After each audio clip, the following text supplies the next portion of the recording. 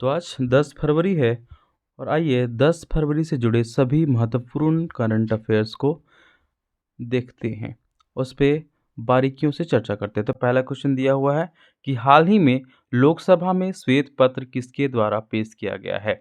Options जो दिए हुए हैं, option number A Nirmala Sitharaman, B Narendra Modi, C Amit Shah और डी राजनाथ सिंह।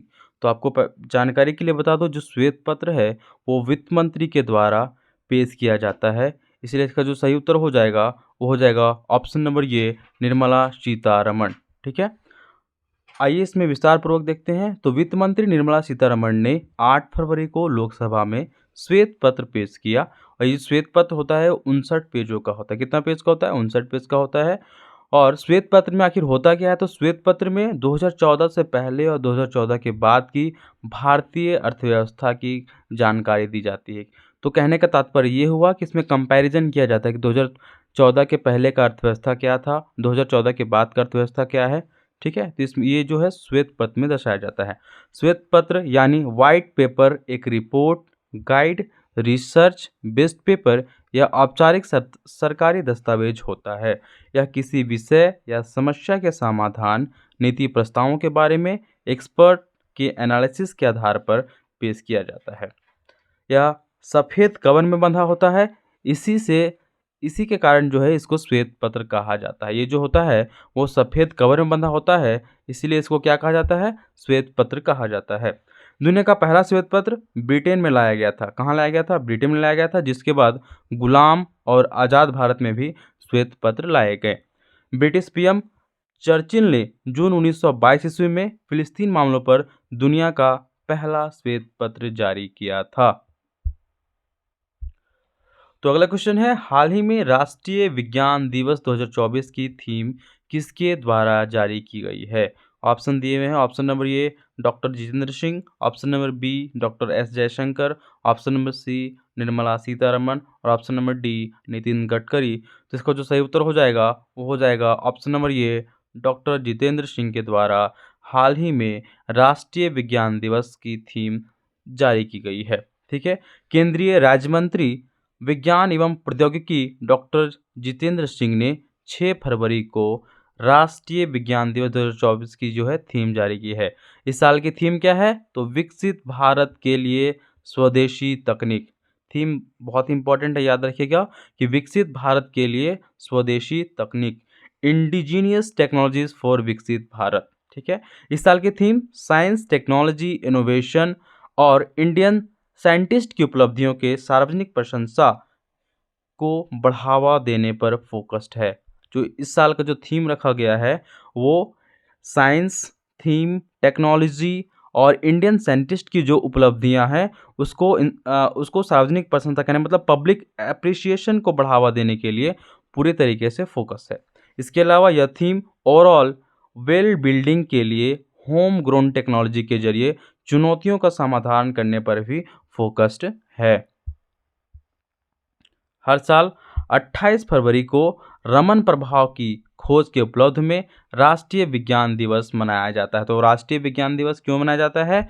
तो रमन प्रभाव की खोज के उपलक्ष्य में मनाया जाता है। और कब मनाया जाता है? तो हर साल 28 फरवरी को जो है राष्ट्रीय विज्ञान दिवस मनाया जाता है। इस दिन सर सीवी रमन ने रमन प्रभाव की खोज की घोषणा की थी, जिसके लिए उन्हें 1930 ईस्वी में नोबेल पुरस्कार से भी सम्मानित किया गया था।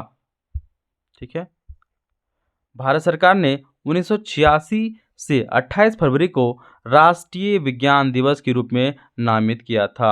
इंडिया वैज्ञानिक अनुसंधान प्रकाशनों साइंटिफिक रिसर्च पब्लिकेशन में विश्व स्तर पर 5 देशों में सिर्फ मतलब शीर्ष पर जो 5 देश होते हैं उसमें से एक इंडिया भी है।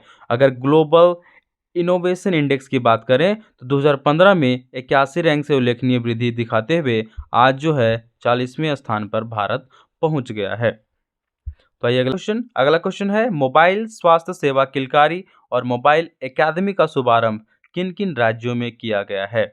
ऑप्शन दिए हुए हैं, गुजरात और महाराष्ट्र, ऑप्शन बी झारखंड और छत्तीसगढ़, ऑप्शन सी गोवा और केरल, ऑप्शन डी इनमें से कोई नहीं। इसका जो सही उत्तर हो जाएगा ऑप्शन नंबर ये गुजरात और महाराष्ट्र में मोबाइल स्वास्थ्य सेवा किलकारी और मोबाइल अकादमी का शुभारंभ किया गया है। केंद्रीय स्वास्थ्य एवं परिवार कल्याण राज्य मंत्री प्रोफेसर SP सिंह बघेल और डॉक्टर भारती प्रवीण पवार ने 7 फरवरी को किलकारी कार्यक्रम को वर्चुअली लॉन्च किया। यह गुजरात और महाराष्ट्र में स्थानीय लाभार्थियों के लिए एक मोबाइल स्वास्थ्य पहल है।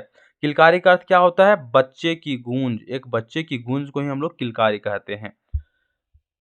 यह एक centralise interactive virus response IVR पर आधारित मोबाइल स्वास्थ्य सेवा है।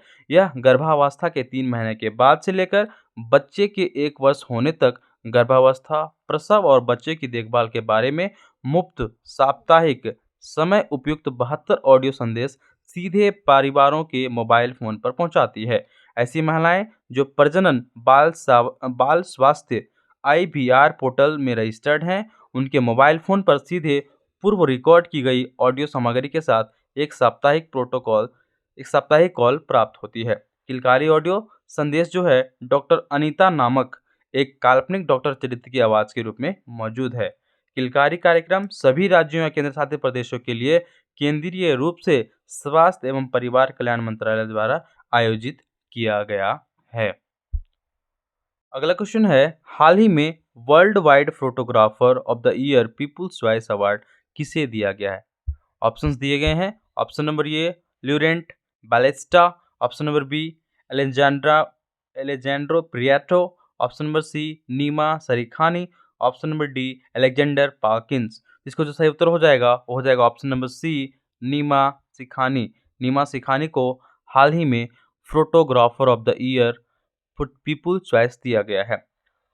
पोलर बियर ध्रुवीय भालू की तस्वीर को world wide photographer of the year people's choice award 2023 मिला है। इस तस्वीर की कैप्चर करने वाले विजेता का नाम है नीमा सिखरानी। क्या नाम है? नीमा सरीखानी नाम है इसका। हर साल यह photography competition natural history museum के जरिए आयोजित किया जाता है। किसके द्वारा आयोजित किया जाता है? तो नेचुरल हिस्ट्री म्यूजियम के द्वारा जो है हर एक साल यह फोटोग्राफी कंपटीशन जो है आयोजित किया जाता है। पोलर बियर वाली तस्वीर का नाम आइस बेड दिया गया है। पोलर जो बियर वाली तस्वीर है उसका नाम क्या दिया गया है? आइस बेड दिया गया है। जो तस्वीर आपको दिखाई दे रहा है ये पोलर बियर की तस्वीर है। अगला क्वेश्चन देखते हैं। हाल ही में विश्व बैंक ने लॉजिस्टिक्स परफॉर्मेंस इंडेक्स रिपोर्ट 2023 जारी की है। उसमें से भारत कितने स्थान पे मौजूद है? ऑप्शन नंबर ए 36वें रैंक में, ऑप्शन नंबर बी 38वें, ऑप्शन नंबर सी 37वें, ऑप्शन नंबर डी 35वें। तो इसका जो सही उत्तर हो जाएगा वो हो जाएगा ऑप्शन नंबर बी 38वें स्थान पे भारत मौजूद है। विश्व बैंक ने 7 फरवरी को logistics performance index report 2023 connecting to competition 2023 report जारी की है। इसके अनुसार भारत जो है 139 देशों में से 38वें स्थान पे है। कौन से स्थान पे है? 38th प्लेस पे है। LPI 2023 रिपोर्ट के अनुसार भारत की रैंक 2018 में 44 से 6 स्थान और 2014 में 54 से 16 स्थान का सुधार हुआ है। अगर 2018 की बात करें तो 2018 में 44वें स्थान पर है, तो 6 स्थान का सुधार हुआ है। अगर 2014 की बात करें तो 2014 में 54वें स्थान पर था, अभी उसके अनुसार बात करें तो 16 स्थान का सुधार हुआ है। यह देशों को व्यापार लॉजिस्टिक के प्रदर्शन में आने वाली चुनौतियों और अवसरों की पहचान करने में मदद करता है। जो LPI है यह देशों को व्यापार लॉजिस्टिक के प्रदर्शन में आने वाली चुनौतियों और अवसरों की पहचान करने में मदद करता है। तो आइए अगला क्वेश्चन देखते हैं। अगला क्वेश्चन है, हाल ही में नासा ने एक नए ग्रह की खोज की है, उसका नाम क्या है?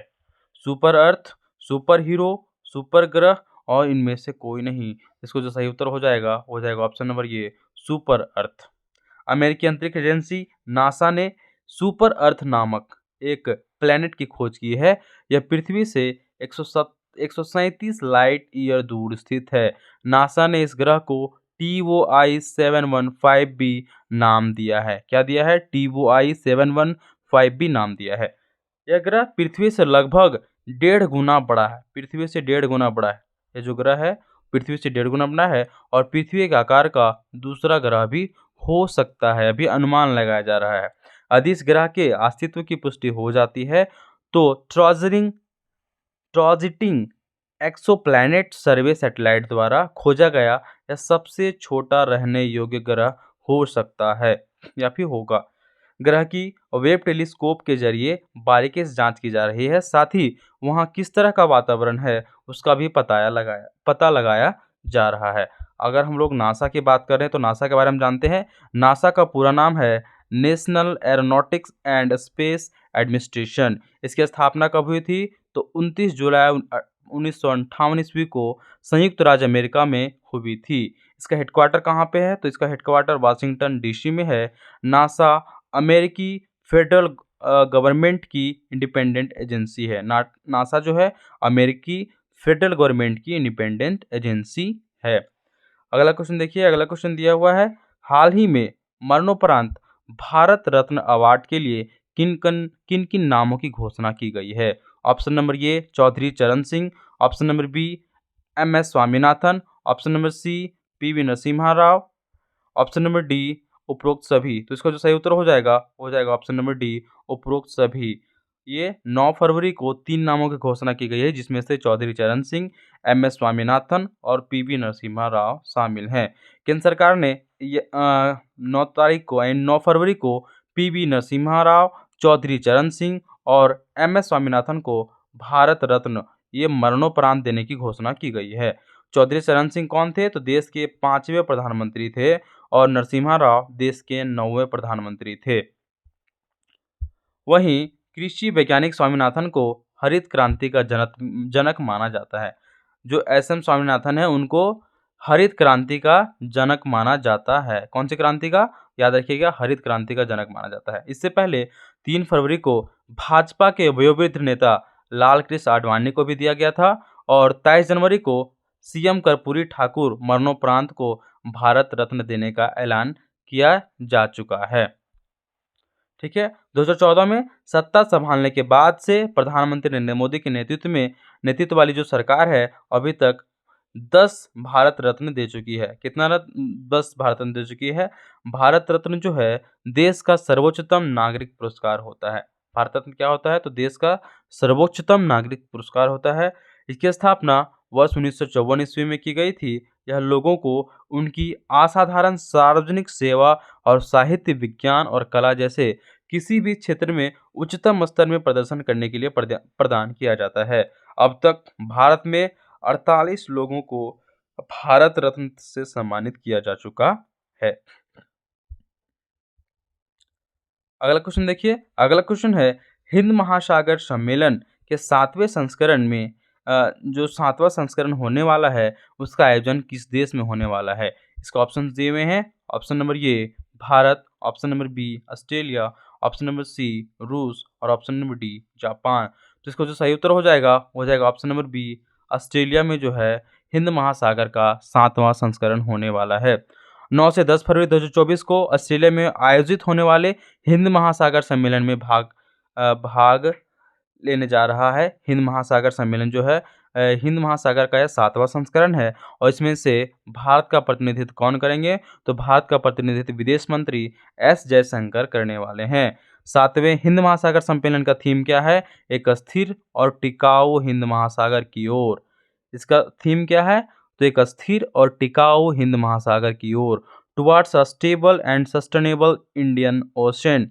हिंद महासागर सम्मेलन क्षेत्र में सभी के लिए सुरक्षा और विकास, security and growth for all the region, सागर हेतु क्षेत्रीय सहयोग की संभावनाओं पर विचार विमर्श करने के लिए हिंद महासागर के देशों का एक प्रमुख परामर्शी मंच है। इसे विदेश मंत्रालय द्वारा आयोजित किया जाता है। इसे कौन आयोजित करता है?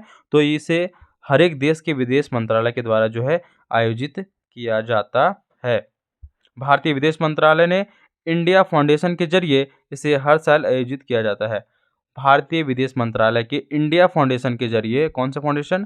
तो इंडिया फाउंडेशन के जरिए इसे हर साल आयोजित किया जाता है। इस सम्मेलन में 22 से अधिक देशों के मंत्रियों और 16 से अधिक देशों के 6 बहुपक्षीय संगठनों के वरिष्ठ अधिकारियों के नेतृत्व में प्रतिनिधिमंडल शामिल होते हैं। हिंद महासागर सम्मेलन का पहला संस्करण 2016 में हुआ था और सिंगापुर में आयोजित किया गया था, जिसमें से 30 देश शामिल हुए थे। इसका छठा संस्करण जो है 2023 में बांग्लादेश के ढाका में आयोजित किया गया था। अगर हम लोग ऑस्ट्रेलिया की बात कर रहे हैं तो उसके बारे में विस्तार से देखते हैं। तो ऑस्ट्रेलिया की राजधानी कहाँ पे है? कैनबरा में है और इसके करेंसी क्या है? तो ऑस्ट्रेलियाई डॉलर है। यहाँ के मौजूदा प्रधानमंत्री एंथोनी अल्बानीज हैं। कौन है? Anthony Albanese. आइए अगला क्वेश्चन देखते हैं हम लोग। अगला क्वेश्चन है, हाल ही में सौराष्ट्र क्रिकेट एसोसिएशन स्टेडियम का नाम बदलकर क्या किया जाएगा? Option number A Narendra Modi stadium, option number B Amit Shah stadium, option number C Jay Shah stadium, option number D Niranjan Shah stadium. तो इसका जो सही उत्तर हो जाएगा वो हो जाएगा option number D Niranjan Shah stadium. आगामी 14 फरवरी 2024 को गुजरात के राजकोट में स्थित सौराष्ट्र क्रिकेट एसोसिएशन स्टेडियम का नाम बदलकर निरंजन शाह स्टेडियम कर दिया जाएगा। 15 फरवरी को इसी स्टेडियम में भारत और इंग्लैंड के बीच तीसरा टेस्ट मैच खेला जाने वाला है। इससे पहले ही स्टेडियम का जो है नाम बदल दिया जाएगा। बीसीसीआई के मौजूदा जो सेक्रेटरी हैं जैसा तीसरे भारत इंग्लैंड टेस्ट की पूर्व संध्या 14 फरवरी को स्टेडियम के नाम का उद्घाटन करेंगे। 79 वर्षीय निरंजन शाह वर्तमान में सौराष्ट्र क्रिकेट एसोसिएशन के मानद सचिव हैं। इसके अलावा वह क्रिकेट खिलाड़ी भी रहे हैं। उन्होंने 1960 के दशक में मध्य से 1970 के मध्य तक सौराष्ट्र के लिए 12 फर्स्ट क्लास मैच खेले हैं। निरंजन शाह 4 बार बीसीसीआई के सेक्रेटरी रहे, पश्चिम क्षेत्र से बीसीसीआई के उपाध्यक्ष बने और निरंजन शाह जो हैं आईपीएल के उपाध्यक्ष भी रह चुके हैं। अगला क्वेश्चन है, हाल ही में टाटा डिजिटल के नए सीईओ और एमडी किसे नियुक्त किया गया है? Option number A Naveen Patnaik, option number B Naveen Tahiliani, option number C Ramesh Kumar, option number D इनमें से कोई नहीं। तो इसका जो सही उत्तर हो जाएगा वो हो जाएगा option number B Naveen Tahiliani को नया टाटा डिजिटल के नए सीईओ और एमडी के रूप में नियुक्त किया गया है। नवीन तहिलियानी को 7 जनवरी को टाटा डिजिटल के नए चीफ एग्जीक्यूटिव ऑफिसर सीईओ और मैनेजिंग डायरेक्टर एमडी के रूप में नियुक्त किया गया है। टाटा डिजिटल टाटा सन्स की सब्सिडरी कंपनी है। तहलियानी वर्तमान में टाटा एआईए लाइफ इंश्योरेंस के सीईओ और एमडी हैं। वे प्रतीक पाल का स्थान लेंगे, जिन्होंने कंपनी के सुपर ऐप टाटा न्यू के लॉन्च में महत्वपूर्ण भूमिका निभाई थी। टाटा डिजिटल लिमिटेड की स्थापना मार्च 2019 में की गई।